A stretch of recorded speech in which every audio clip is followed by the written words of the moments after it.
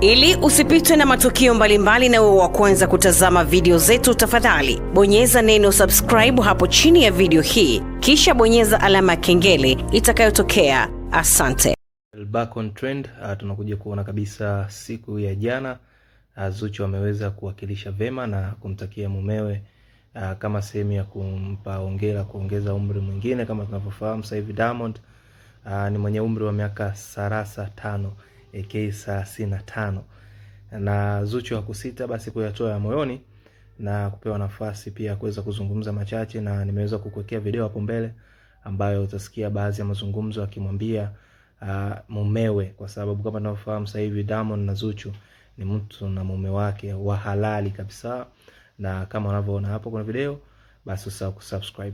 Till next time, this is Pumame. It's a special day for you, and I want to tell you that I love you so much. You're the most important person in my life right now. Nakupenda sana. You're my jana.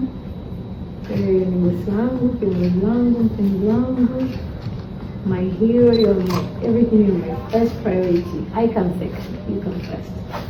And I love you. I hope we spend a lot of more birthdays. Inshallah kifo tu ndio kutenganisha na wewe. Ukifa leo mimi nifikishe ila wewe once.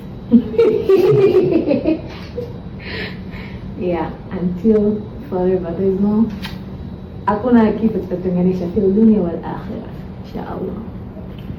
Natakia kila la kheri kwa kazi zako. You are the best. You provide the best for your family, and I am so appreciative. I know they tell you a lot, but I really do appreciate you, your hard work and everything. Na appreciate sana sana. Actually kwenye maisha yangu sijawahi kuwa na mwenza